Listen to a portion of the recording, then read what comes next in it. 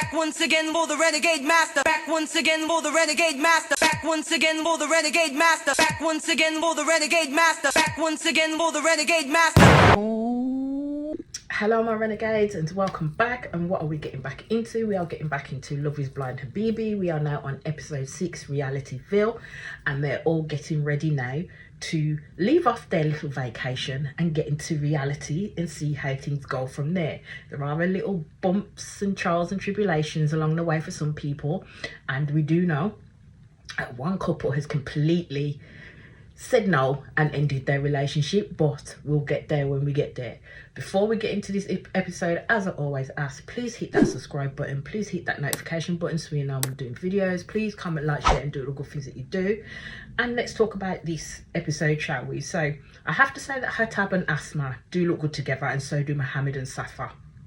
We have to kind of see where Dunya and Shafiq are at, basically, from when they had the argument. So all the couples getting together, like this is because this is the very last day of their vacation, so all the couples come together and the hosts come out and have the conversations with them. So they do call out Shafiq and Dunya in regards to the fight that they had. So Shafiq does sit and explain like kind of what happened and how it got to where it was. Basically he was not mentioning Noor by any names, but we all knew who the frick he was talking about at the end of the day. I'm not sure if Shafiq not mentioning Noor's name, because you could see Dunya's face as he was discussing it, was basically to make Dunya feel more comfortable, or he can disassociate himself from Noor as long as he doesn't say her name. So as I said, in a roundabout way, Shafiq explains what happens. And I have to say that when he was talking, they did jump back to the conversation that happened between Noor and Shafiq, and you could actually see that Shafiq actually looked comfortable having to have that chat with Noor, especially when he knew Dunya was sitting right there and the situation that's already come from that in regards to Simo. I don't believe that it was intentional on his part in order to sit there and have this conversation with Noor, but he was just being polite and Dunya took it another way. I'm not saying that Dunya's feelings weren't valid in that moment, especially how she felt about the situation with Shafiq. I think both Shafiq and Ammar at that stage should not have tried to shut down her voice, basically, because I think that's when Dunya can't really articulate herself, because I found that when people are asking her questions or she's having conversations, especially when you go further on in this episode, she finds it very hard at times to articulate what it is that she needs to say, and it comes out in like a jumble.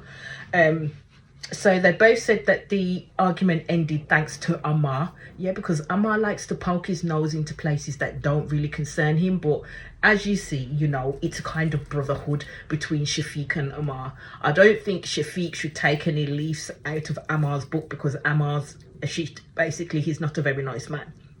So things are good with them on the home front, yeah. And I'm just thinking it's always going to be good until the next time, because I think behind the scenes, Shafiq and Dunya argue quite a lot over the simplest of things, rather than having a conversation like you normally would with a person to see what's going on, what's happening, how can you change things. They literally just clash with each other. Shafiq turns around and he does say that Dunya is perfect, but sometimes I am tough with her. And I thought, tough with her? What the hell does that mean? Do you know what I mean? What does that mean? And Dunya just let that comment fly. She like, you know what? She liked the fact that he said that she was perfect, but didn't gravitate to the end of that sentence where he says, I'm just tough with her. I just need to know what he means by that. So then it turns to Karma and Ammar talking about their relationship. You see Karma waxing poetic, and I'm thinking, hold on a minute. She's talking about how she didn't expect to share such a strong connection with Ammar. But then I'm kind of thinking, but then on the flip side, you know this man is not for you because of the things that he's been saying to you. And you can see that it makes Karma uncomfortable. So I don't understand how she's now gravitating back towards this man. She basically lost me when she was talking that way, because I'm just like, can you not see these red flags that this man is flying at high mass, my love? Seriously? Ammar has said some really fucked up stuff, even when he was in the pods to Karma, and Karma tried to end it there and he wouldn't let her end it, so she went beyond her doubts and decided to give him a go. throughout this trip, he's been saying some off words to her in terms of controlling manners and coercive manners that he's been doing to her. And I just don't know how she can continue to say that, you know what, we didn't expect to share this strong connection, when in actual fact, he's an arsehole. He's an absolute arsehole. So Ammar's basically like smizing at this point. And he says he does not believe that they've left anything out and can't wait to see what the future holds with Karma. And that's where Ammar left it. But Karma, she didn't let me down in this bit. She didn't. I have to give her props in this bit, because she basically threw in, we have a disagreement about this dancing issue, but we have not discussed it yet. I'm thinking, you have though. He's given his view. Karma's given her view. At the end of the day, she's saying to Ammar, this is a part of me. You either accept it or you don't. But if you don't, something else is going to happen as a consequence.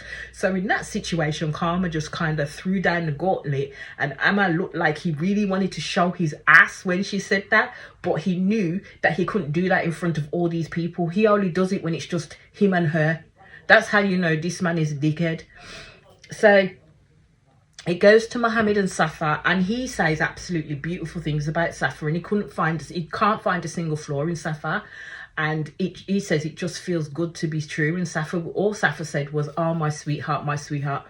But the too good to be true bit with them two is they're going to be off, especially when it comes to, I think, the timeline for the kids, and especially when it comes to her work, because of how much she has to travel, and she has to do it for 3 years under her new contract. And I don't think that's something that Mohammed is going to be able to deal with. So it's now on to the next phase. Vacation time is done. It's time for the real world to enter. They get given their phones back now. So we'll see what happens next. So they have their phones back to be able to contact their parents, like their colleagues, their friends, etc. Let them know in person exactly who they chose. And I think that will be a challenge for all of them. The host basically says the challenge for them is more or less the person that they chose, if they chose someone outside of their cultural realm. So it's a cultural differences there. But we'll see what happens, who drops to the bottom and who comes out on top, shall we? So Khattab and Asma said they talked about a lot of things, and they talked about like routine and family dynamics and stuff like that, and talked about the building of the family, so basically it won't fall into any type of chaos. Asma looks stunned by it all, like she's always smiling, so you don't really know what else she's thinking, because that girl don't stop smiling. She's always a happy person. I'm glad that she's given Khattab a chance, but I'm not really sold on her just yet. I really am not sold on her just yet. So Asma is saying all the right things, yeah, and wanting her parents to be in line in terms of her view of Khattab and them meeting him. Asma spoke of love in terms of Khattab, and I'm saying I don't even know if I see that, to be fair. She looks happy, as I said, she's always smiling, but I don't know if that computes to love at the end of the day. So Asma, straight away with her phone, goes and speaks to her sister Nihal. She does tell her sister that she met Khattab and that he's wonderful. The sister's basically ready and waiting to meet him, so she's asking Asma, when do we all get to meet him? So she says soon. I ain't gonna lie, she looks happy. She really does look happy.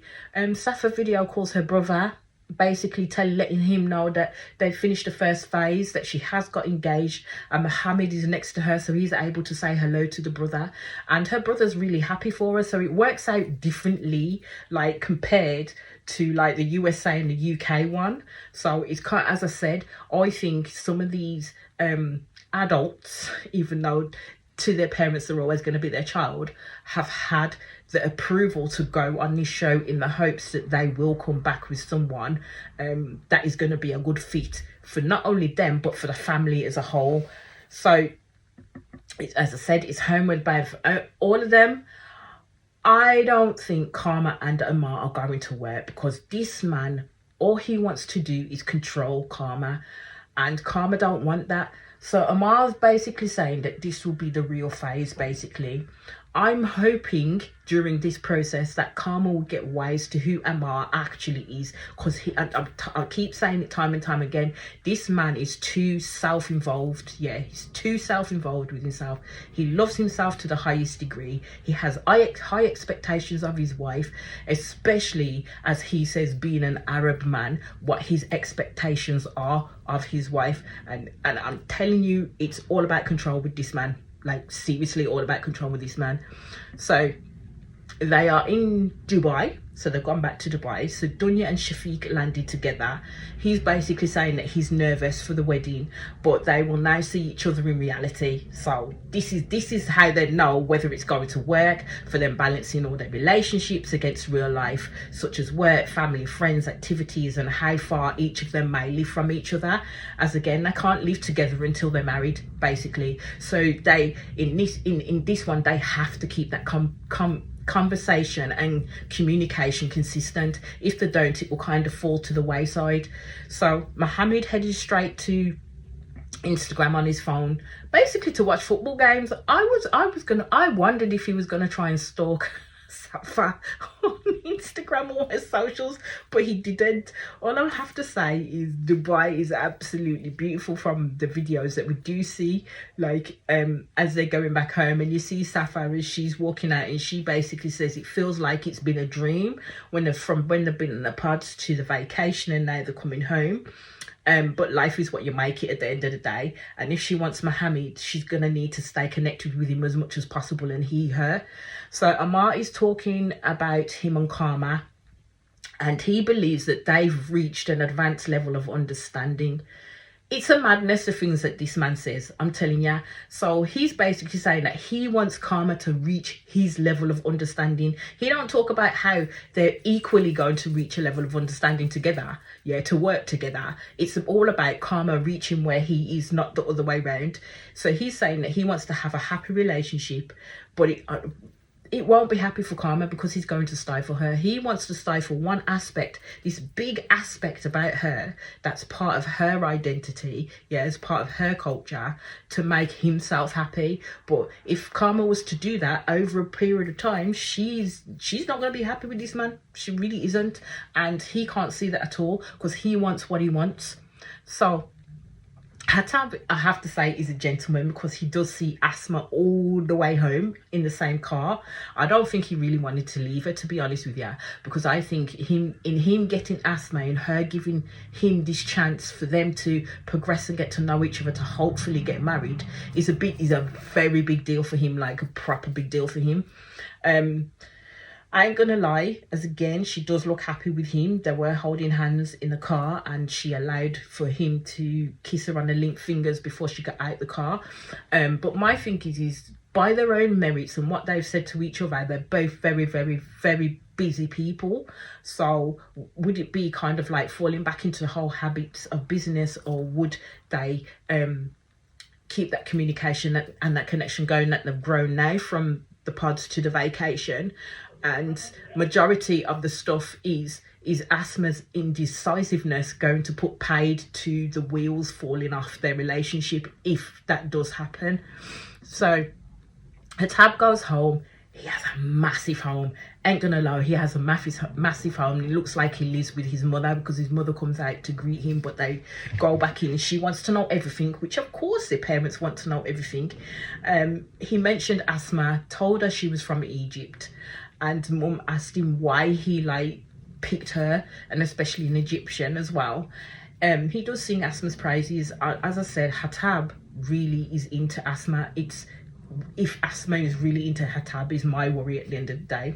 So his mum does ask him all the right questions, and she needs to know that, you know, her baby caught a good one at the end of the day. So they do concentrate a lot when they're talking about the other person, the education that they've had, where they've studied, what kind of job they have.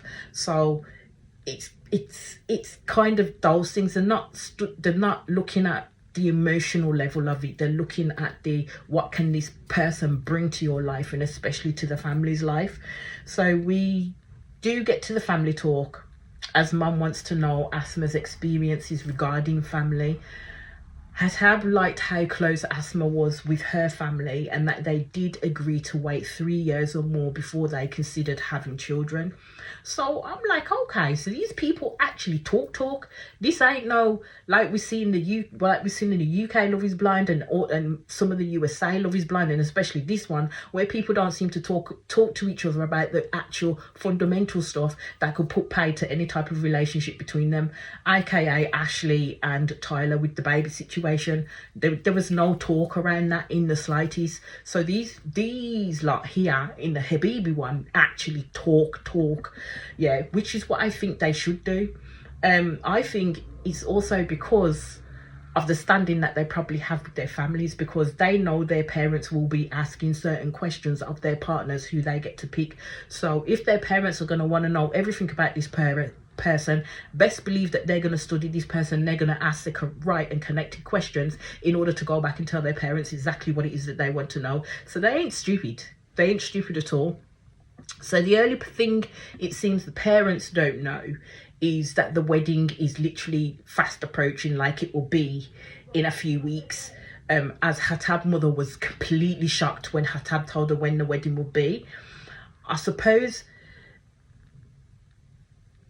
getting married this way doesn't really fit into what they would normally do in regards to their culture, because if they pick someone, that person would meet their family, then that person would meet the other person's family, and then all the families would come together, but that would be over a period of time. Whereas with this process, it can't happen that way. You literally have to be quick off the mark. So it's fitting in this type of pace within their cultures and backgrounds and how each families would have done it if they had more time. So Hatab's mother was shocked, understandably shocked at how fast paced it's going to move, and she really wants to meet Asma and her parents before they actually do get married, because at the end of the day they're all going to be intertwined and involved with each other's lives. They're going to be family.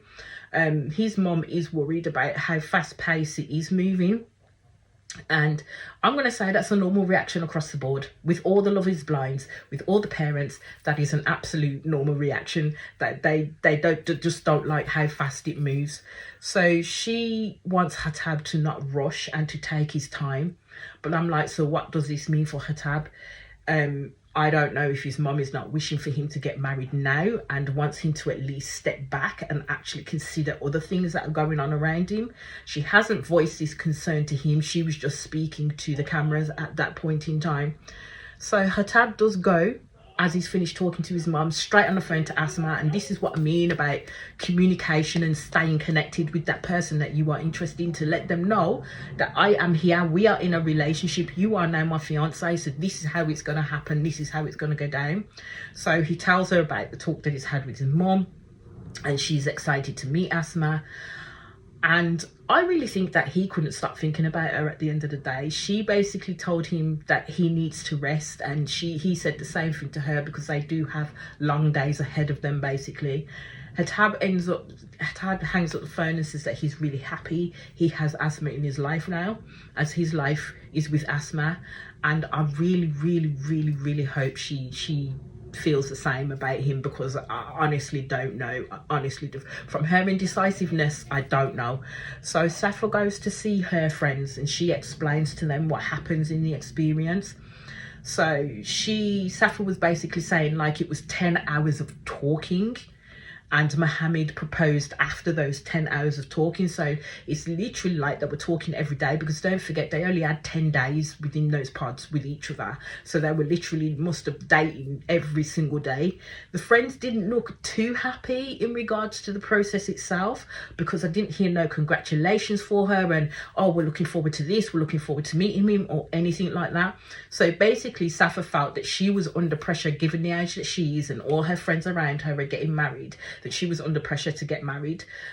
So they've been waiting on her to do it too. So this was her like plan in order to get that. I don't know, from what I've been seeing, and we will get through it in the episodes, in this episode, whether they're going to get to the end and actually get married to each other. I've actually been thinking how that process works, because they're not allowed to live with each other or anything like that until they get married. So when they actually get to the altar, or whatever they would like to call it, do they actually decide then and there, or is it a given that if you stay together up until the wedding day, that it's a given that you're going to get married? Because I don't know how it goes within their culture if a person is at that altar and then automatically says no, because it's going to be embarrassment and shame on either one of the families, is it not? That's how I'm thinking about it. So I don't know how they're going to get over that hurdle, so we'll just have to see. So the next day, Shafiq has gone to visit Dunya with flowers in hand. Dunya lives with her mother, and Shafiq has gone to meet Donya's mother, so he brought the flowers for her. He was nervous as hell. I'm surprised that man wasn't sweating bullets that we could see on the screen. So Donya introduced her mom to Shafiq, and Donya said it was necessary for her mother to meet Shafiq because her mother's opinion matters most. And I'm like, I understand that. And I understand that, especially when it comes to the parents, that they're an important factor in these people's lives, yeah. But within that culture, it's definitely, if it's my mum or if it's your dad with Dunya, it's a matter of her mother. If she likes Shafiq, it will be a go. If she doesn't, it won't be a go. And they take that rather seriously. So Shafiq knows what he has to do in order to show Dunya's mother that, you know what, you can trust me. I will take care of your daughter, basically. So mum said, if my daughter is going to have a partner, he has to have certain traits. One was respect.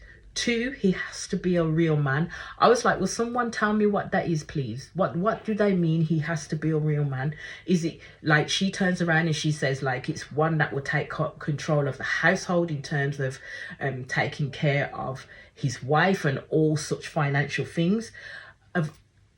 That's essentially what she meant. And of course Shafiq was on board with that one, because that's where how he's been brought up, that the man is to take care of everything, including his wife.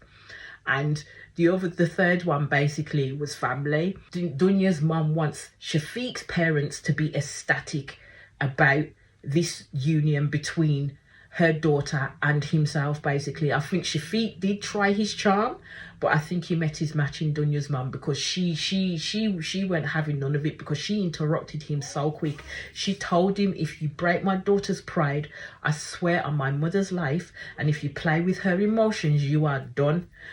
They were both laughing, you know. Dunya and Shafiq were both laughing at that, and I thought, your mum's being deadly serious. Don't get it twisted. Dunya's mum was being deadly serious with that.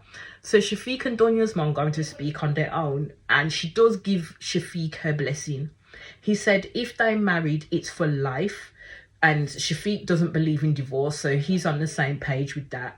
So you see Dunya watching out of the window and hoping and praying Shafiq doesn't say nothing stupid, because we already know Shafiq's mouth runs before he thinks. Her mother talks about how easy it is to get a divorce nowadays, so she was happy with Shafiq and what he said. She talks about how hard it was for her children and herself, because Dunya was raised by a single parent who, as she says, I was her mother and I'm also her father in that sense.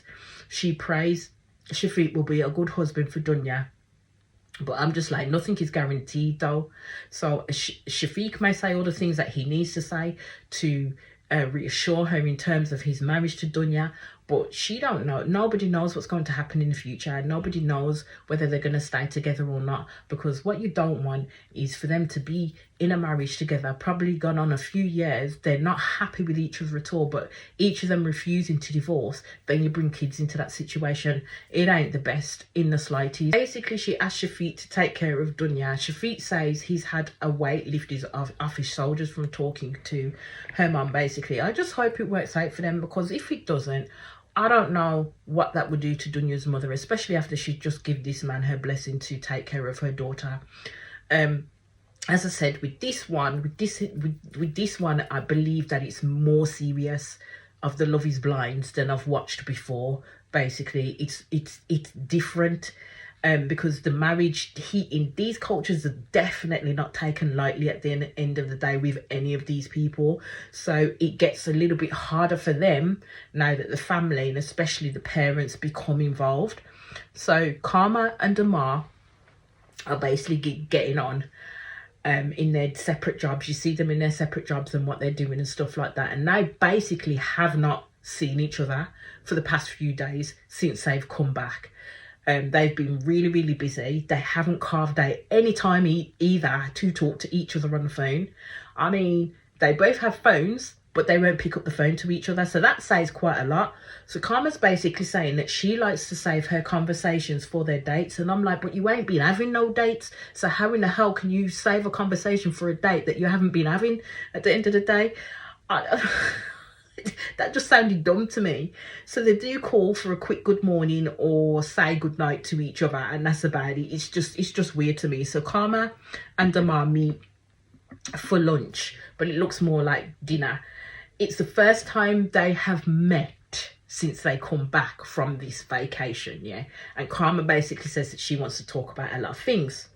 So Ammar straight away goes in with Karma, not inviting him over to hers to eat. She said, when she said that she cooked and he got nothing at all. But the same could be said for Ammar too. He could have invited her over to his, do you know what I mean? So he didn't contact her at all in that sense.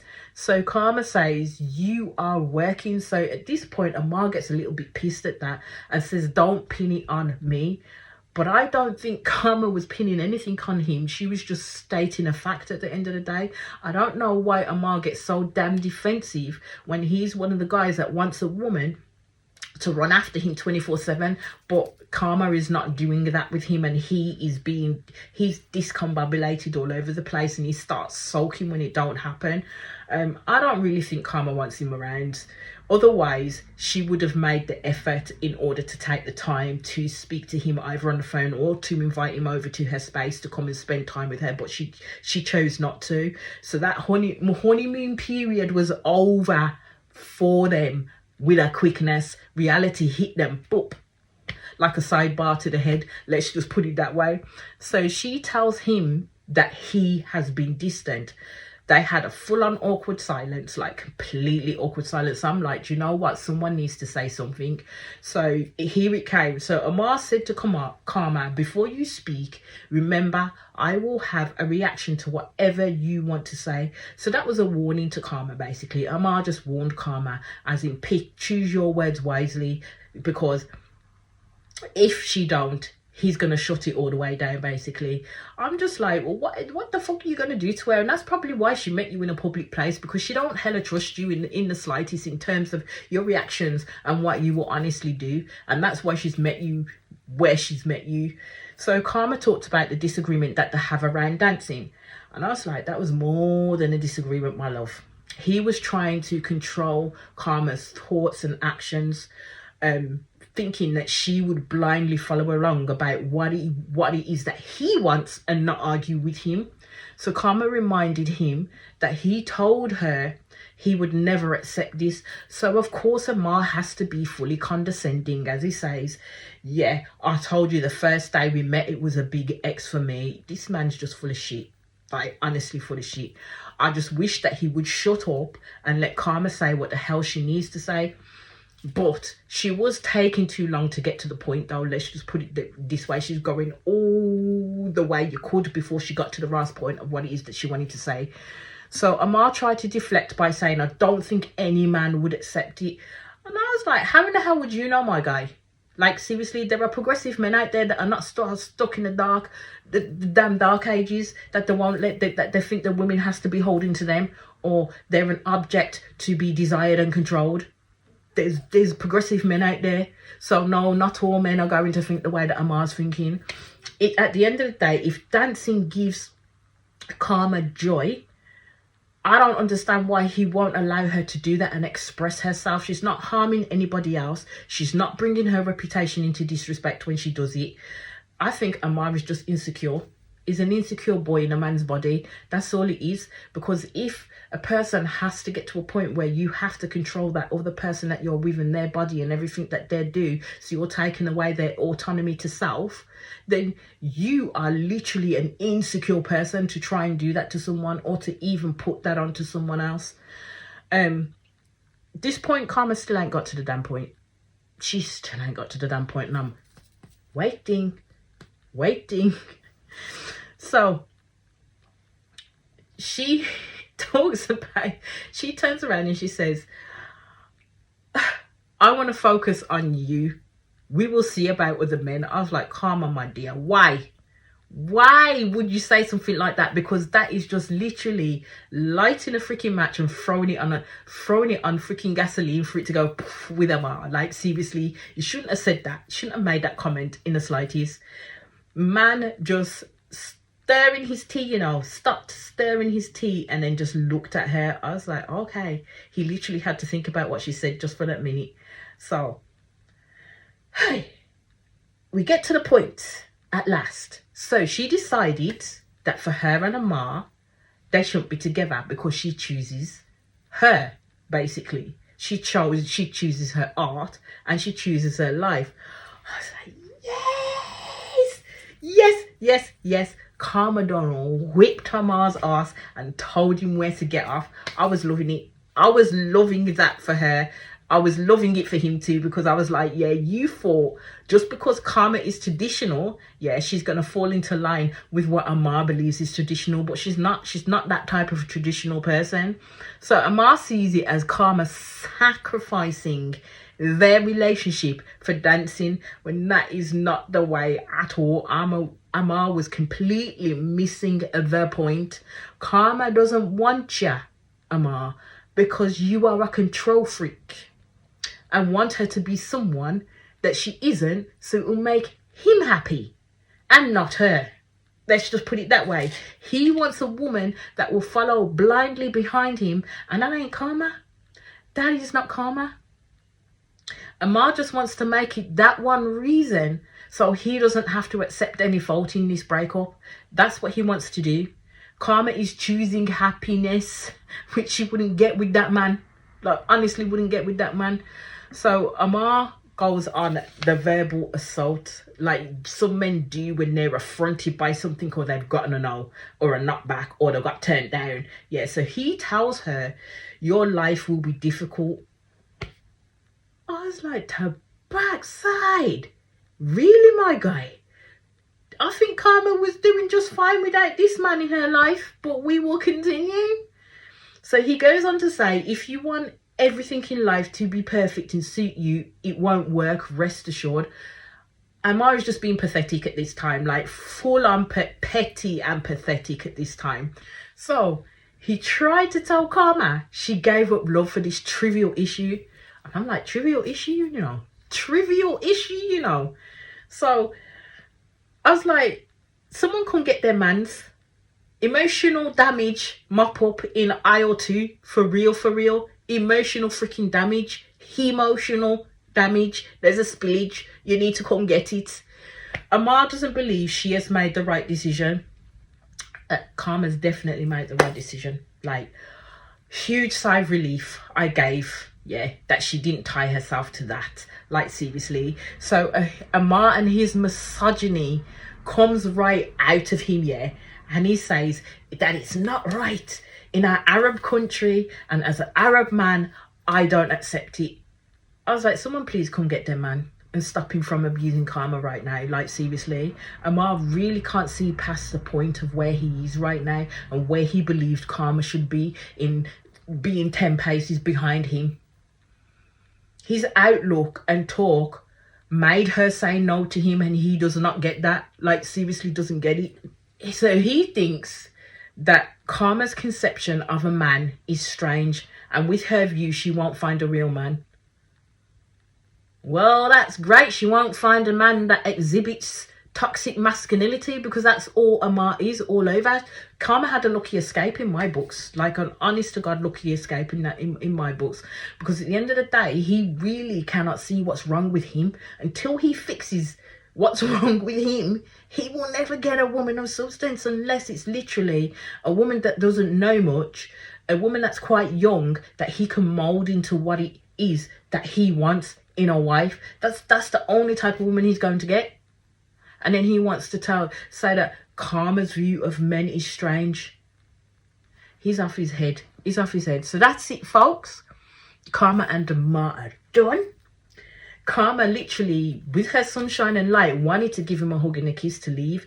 So he basically says, no, we're shaking hands. We are not close anymore, he said, for you to give me a kiss. But this was the woman he was declaring his love for not so long ago. I told you in the previous episode that it was all cheese. This man was all cheese. He was chatting guff when he was saying all of this to Karma. Yeah. I love it that Karma, when she's speaking to the cameras, says that she loves her spirit more than anything. And as a woman and a human being, God created her to be free. I said in my last episode, as I've said in this episode, that Karma was traditional, but not what Ammar wanted in terms of traditional at all. She had that air of gloriousness about her, to be honest with you. I'm just glad she saw Ammar for what he was before she made the biggest mistake of her life. And then she ended with her dancing, and she's fully clothed, you know, and she looks so happy. Like, it was just an absolute ethereal gorgeous sight to see. So you see Hatab and Asma go on a date to the desert, and basically they're having a meal out in the desert, and they're going to be meeting two of Asma's friends. So Asma's parents want to meet Hatab first, and then Asma will meet his family. Hatab is fine with that, as his mum has said. It's traditional that he meet and introduce himself to Asma's family first, and hope that hopefully they will accept him. I'm still apprehensive about Asma actually being true to Hatab. I'm going to be apprehensive until we probably hit the wedding stages, as I think Hatab is in the mindset that he wishes to marry Asma, and I'm just not sure about where Asma is. Asma, I think, over explains by saying to Hatab, I know my parents will like you, but she wants to make it make sense to them. I think Asma is kind of showing signs of being overwhelmed again, which is natural. It's natural in this type of scenario, in this situation, and how fast it's moving. But I'm just conscious of the fact, will it make her pull away again as she already did? Or will she turn into Hatab and seek reassurance from him? So, as I said, they meet Asma's friends. He explains to Asma's friend how he got into DJing, as she believed that him going into DJing from being an architect in the day and then a DJ at night, that it was a little bit random, but it weren't. So Hatab says his biggest trait that he finds annoying is, someone might find annoying about him, is he's overly organized. Like, he likes his time to be planned and scheduled, and I'm just like, that's all well and good, but what about spontaneity as well? You need a bit of spontaneity in your life too. I think in terms of him wanting his life to be scheduled and planned is because he's an architect and he's a DJ, so he's going to have a lot of stuff on his books basically. And as he'd already explained in the pods to Asma, he has his hand in a lot of pies. I thought Asma would be the same due to the fact that she has a 9-to-5 job and she's in her own startup company. So I was just thinking that maybe, you know, she's very literal with her time too. But from the way her friends are talking, it doesn't seem like this is the case. So Asma leaves them to chat. So Hatab asks the friends, like, what would they say is a red flag in Asma? And I'm just like, my guy, if you ain't seen none yet, then you're good. Do you know what I'm saying? You are good. Don't beg trouble. Don't beg or borrow trouble at the end of the day is what I'm saying. Her friend says it's not really a red flag, but Asma can jump around a lot. So I said, this is why this girl is indecisive. So we've all seen her indecisiveness. So it's the hope that she will be able to maintain this and control it in some certain way. Basically, they said that she needs someone to keep her grounded in one place. As her friend says, she can be in one place and then the next she's gone, basically. She has big ideas and dreams, and sometimes with big ideas and dreams, you need financial backing. So a rich husband would be good, or someone that has that financial standing to support your ideas and dreams. Which brings me back to what I said so many episodes before, that Asma may be following the money. And that's why she quickly developed that she wanted to make a go of it with Hatab rather than Middle. So there's that. There's still that in the back of my mind. I ain't gonna lie. her friends basically say that Asma has not found the right one yet in response to Hatab's question as to why she's not married. I said she wants a man that will fit the bill in terms of what it is that she's looking for in life. And if she's got a startup business, and as her friends said, that she's got big ideas and dreams, she's going to need that financial backing from her husband. If they do discuss those things, and if the husband believes it's a good idea, she's going to need the financial backing from him. So Hatab fits that bill. He really does. As I said, I haven't let go of that angle. Hatab does get on with her friends, which is good. We'll see how time goes on when it's time for Asma to start meeting his people. So Mohammed and Safa go out on a date. He came and picked her up in a Porsche. Mohammed talks about his home and how it'll be complete when she's in it. He talks about adding a room for a baby. Safa switched all the way off. I was like, oh no. Here we go. Because Safa, as soon as he mentioned adding a room for a baby, her whole face just went, let's just say, what? We haven't talked about this. Where are you going with this? So Safa went quiet and said to him, like, have you thought about having babies right away? And Mohammed answered, yes. Hi. So I think Safa's on the space where she's like, if we just get married, I'm not looking to have babies straight away, because we need that time to build our marriage and our connection with each other, because we don't necessarily know each other at that point in time. We need that time to get to know each other, which is correct. So if they get married to each other, they need to settle with each other, they need to get in a routine. He already knows of Safa's jobs commitment, and especially her being in and out of the country for 3 years. I was just like, he can't be that dense. He really can't. I was like, Mohammed, at this point you need to read the room, my friend. Like, seriously, read the room.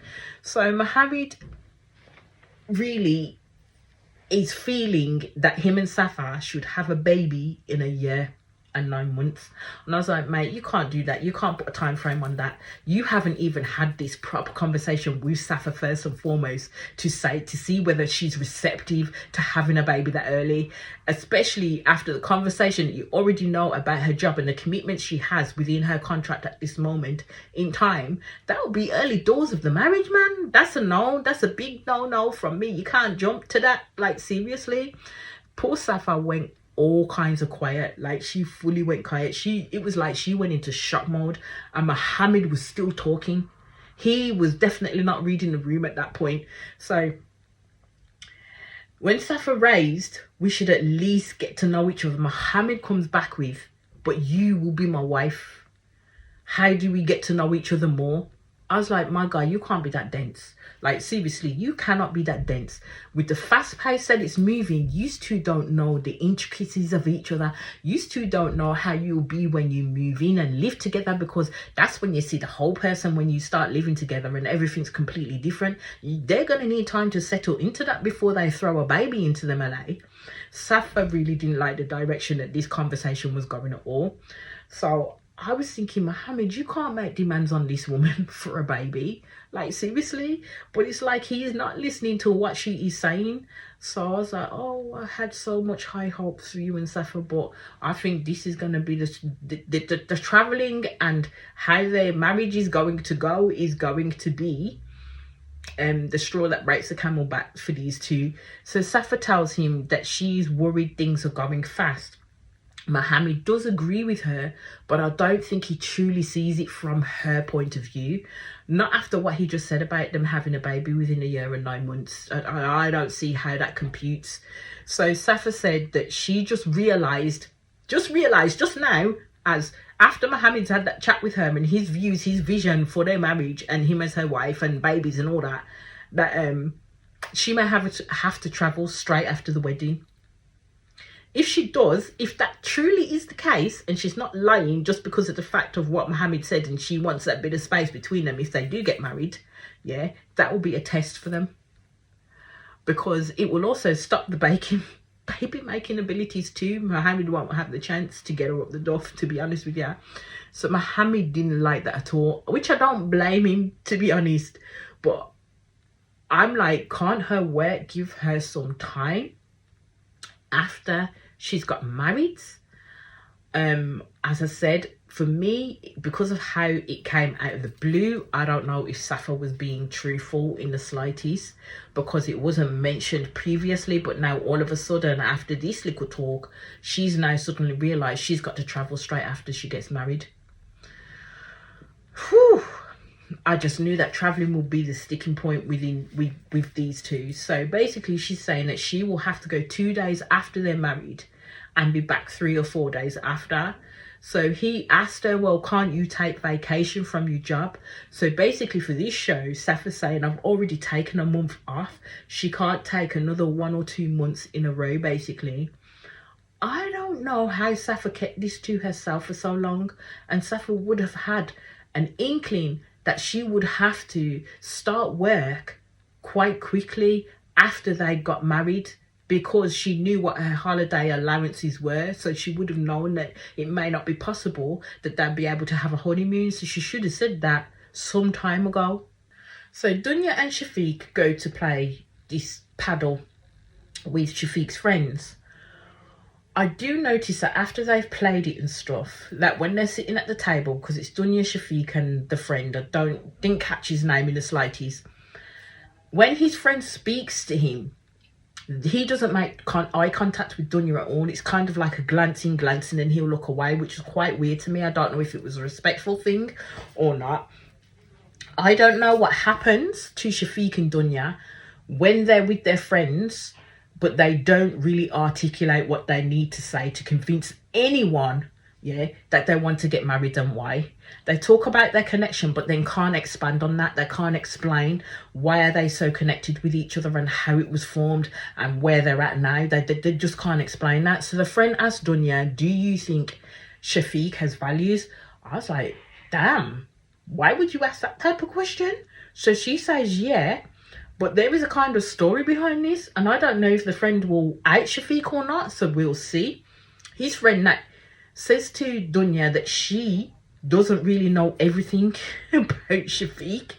I was like, raw, your friend literally just threw you under the bus on that one. So the friend said that Shafiq has values. He just needs to have maintenance on them. Like, what in the hell does that mean? Like, seriously, what does that mean? And what does that mean for Dunya? Because Dunya was trying to get answers, but she weren't getting nothing from this friend at all. He was like Fort Knox, which would be a worry and a concern for me. So Shafiq flies to Lebanon to introduce Dunya to his mum and dad. So basically Shafiq is saying that it's the first time that he's brought a girl to meet them. They believe that Shafiq has chose well, and they do like Dunya. Shafiq is not making them look too good at the moment, as Dunya is saying all the right things. Shafiq comes in with well, we argue at least 3 or 4 times a week. I'm like, mate, that ain't healthy at all. What the fuck do you two have to argue about? That is not healthy at all. Even his parents look shocked by that. Shafiq said the problem is mainly jealousy, and it comes from both of them. His mother basically told Shafiq, and this is in front of Dunya, you need to control this in regards to how Shafiq behaves towards Dunya when he's jealous. And his father said you need respect and to remain calm. So basically what he wants to happen, Shafiq wants to talk to his dad, because he's so close to his dad that he thinks he will get the sense that he needs from his dad. So he tells his dad that Dunya is an amazing girl, but it's complicated, and tells him Dunya's never had a boyfriend, so she doesn't know anything else. In essence, is how he sees it. I was just like, yeah, that might make her naive in on the relationship front in some ways, but not in all others. So Shafiq is literally going on a complaint freaking journey right here with his dad. So I'm thinking to myself, well, hold up, you've not raised any of these points with Dunya. You're sitting there on camera complaining about your fiance, this woman who you say you love, who you respect, who is wonderful, who your parents actually accept, especially your mum, and you're telling your dad that this is my problem with her. Okay, bet. So Shafiq complains he doesn't know how to behave she doesn't know how to behave like a girlfriend sometimes. And I'm like, how is that, Shafiq? How is she meant to behave? Like, seriously, how is she meant to behave? It seems these men just have a view of how a woman should be and act, and a woman would need to meet those standards that this man has put in place. I mean, Dunya could come to see that Shafiq is lacking too, but because she hasn't had the experience of someone else, she ain't gonna know that. Everything that she's going to experience for the first time is going to be through this man, and this man is sitting there complaining to his dad about where she's lacking. Okay. His dad then said, you have to consider her age too, and some things take time to adjust. I thought, okay, Pops, right on. You've got the right idea. So you see Mom talking to Dunya, and basically she says the only thing that could break Shafiq is betrayal. And I'm like, that's the same for any person at the end of the day. So Shafiq says to his dad, Dunya is not shy, yeah, and her problem is being too sociable. What does he mean by being too sociable? Is she meant to be a freaking hermit? At the end of the day, Dunya is a friendly person. Even if she talks to X, Y, and Z, doesn't mean she's literally seeing them as, I want to rip your clothes off and jump into bed with you. And this is the problem with Shafiq, because at the end of the day, with his actions, he's saying, I don't trust this girl. Not that I don't trust others. You may not trust others, but you trust the person that you're with. So you know they ain't going to make moves like that. So why are you getting all het up about that? I don't understand. I don't understand it. So I'm just like, at this point, Shafiq may as well not get married to Dunya. He is another Ammar in the making, like, seriously. And I hope to God he ain't calling that man to get advice from him. Like, because that man knows nothing about relationships either. So his dad does tell Shafiq that he needs to accept Dunya as she is, and he needs to work on his explosiveness. So what I'm thinking is that Shafiq has shown this side of him that Dunya has probably not encountered or seen. So that's why they're telling him that he needs to calm down on his antics when he's jealous, and he needs to calm down on his explosiveness. Now, I need to know how explosive that part of him could potentially be, especially when you've got Dunya there, who's a little bit of an innocent. So yeah, the parents were not filling me with confidence, right? Shafiq is definitely hiding his true essence, but it's gonna peak out. It peaks out sometimes, but it hasn't fully peaked, if you get me. So then his dad says, if you think she has behaviors that are not yet mature, that will prevent you from moving forward, then no, don't go ahead with it. Then he continues to tell Shafiq, tell her to learn, to change, and if it's difficult, you will help her. I mean, they're talking about a living, breathing woman. They're talking about a living, breathing woman like she's a horse to be broken in. So Shafiq wishes to go to Senegal with Dunya if they do get married, and has thought about her mother, because she knows that Dunya's mother isn't going to be too far away from Dunya. So he wished to bring Dunya's mother so that they could live nearby. So it skips to Dunya and Shafiq's mom having a chat on the balcony, and basically Shafiq's mom sees in Dunya exactly what she wanted for her son, right? So I'm like, will Shafiq take the leap? Because what he was saying to his dad appears to me that he's talking himself out of it, and considering Dunya may not be a match for him. So it was like two different conversations going on there with different outcomes, with possible different outcomes.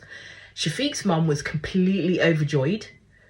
With his dad, just was like absolute doom and gloom chat. But as I said, it be reality driven at all times. We'll see how this continues for them too. So Shafiq's dad told Shafiq, you have 2 weeks to the wedding. He needs to get closer to Dunya to see what happens from there. So then we move on to Safa goes to Mohammed's home. It does have a nice place. It is a flat. It does look kind of small to me, but you know, as they're walking through it, it does look kind of small. But this is where he wants Safa to move in with him. Safa is trying to find out if he has any ex-girlfriends nearby or in the vicinity, if he's still talking to any, and he allays that, you know, type of thinking for her. He doesn't. So on his fridge, he has this, as they do, like with in the Love Is Blind Brazil. Remember when, I can't remember what his name was, where he had the board and there was a writing on the board and the girl seen it and she went off on one in terms of the writing and what it written down on the board. Well, this is kind of the same in regards to Mohammed, except when the girls wrote their names, it had Roxy was here. He basically said it was a friend. And then there was another girl's name on there called Layla. And Mohammed again said it was a friend. At the end of the day, Mohammed is a good looking man. She can't really conceptualize that, you know what, before he met you, he may have had dalliances. That doesn't necessarily mean that these two girls that have wrote his name on the board, yeah, are not friends. You will have to see that if you get to meet them at the end of the day. Safa is getting green-eyed monster energy. Let's just put it that way. So Safa basically was to ask her manager for a week off for vacation after the wedding. Sod's law, she hasn't done it yet. Which again calls into question, does she really want to do that? Does she want that space away from this man after they've got married, if she really wants to see herself getting married to this man? I was just thinking something fishy is going on here, and actions speak louder than words, you know what I mean? So Mohammed, with his pushy self, wants Safa to call her boss now, he said, although it's a weekend, and say it's urgent. Mohammed, what he needs to do is really stop demanding that Safa do things, because she will do them in her own time if she wants to do them. At the end of the day, this is more or less a test.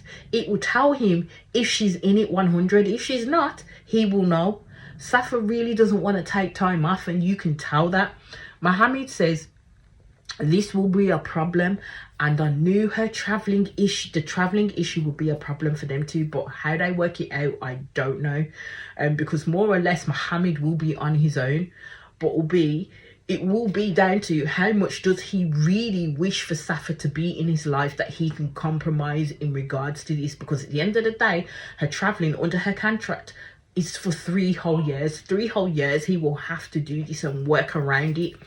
So Safa did ask Mohammed about them making a traditional proposal, because this is what he was saying in the pods, that he wanted to ensure that he had a traditional proposal. Now, Mohammed is changing the goalposts here, like seriously changing the goalposts, which doesn't instill me or probably Safa with confidence at the end of the day. So the talk about it, Safa's talking about the fact that, you know what, you promised to meet my uncles and you promised that the families will meet before we get married. Mohammed said he'd handled it with his parents, but Safa reminds him that you may have spoke to your parents, but I have not met them yet, and it would be disrespectful if I do not meet them and for us to all meet together in regards to each other's families, because the parents are supposed to visit. So Mohammed is saying she'll get to meet them then, but she's saying when. Mohammed is starting to be cagey at this point, yeah, and not really being forthcoming with the informations that she's asking for. So Mohammed said that his parents were set to come, but something happened with the tickets apparently, so he's not sure if they are set to come from Jordan or somewhere else. And I'm like, mate, they're your parents, you're telling me you don't know where they're flying from and how you can sort this shit out? He's stalling, because at the end of the day, he still could have met her uncles before they came, but I don't know if they have a way of doing things first, but he could have met Safa's family first, because that's how they wanted it to be. Like, I don't know, it's for the women to meet his family first and then he meet her family and then they all join together. But this is what Safa wants at the end of the day. So Safa is saying it's important for my family to meet his parents. So Mohammed then said, sure, but do we have enough time? And I'm like, what game are you playing now? What game are you playing now, Mohammed? So I'm like, why don't you want the families to meet or even support Safa in making this happen? Something is up with this man. I don't know if it's because Mohammed is basically wanting to put a spanner in the works because of the fact of what Safa said in regards to her having to travel a couple of days after they've got married, so they wouldn't necessarily have a honeymoon and spend that time with each other. I don't know what he's going on with. So Safa calls Mohammed out to say, my family is coming from Canada, which is a lot further than where his family is coming from, basically. So she's doesn't know why his family can't come from Jordan at the same time as her family. And I'm like, she's right. Why can't you make it earlier? As everything has been planned, so I'm wondering how hard it is for Mohammed and his family to sort the tickets out for them to fly. So Safa says it out fully that if she cannot meet his family, they would have to postpone this wedding. So to make it happen, if Mohammed wants Safa, he is going to have to ensure that his parents are hopefully there by the time her family flies in, so they can do this meet and greet. Otherwise, another test is shown. Does Mohammed really want to go through with this? Anyway, so that's where this episode ended. I'll be back in quick succession with the next episode. As I always say, please hit that subscribe button. Please hit that notification button so you know I'm on do videos. Please comment, like, share, and do the good things that you do. Because I am on the road to 1K. And all I'm going to say from here on out is peace out, my people.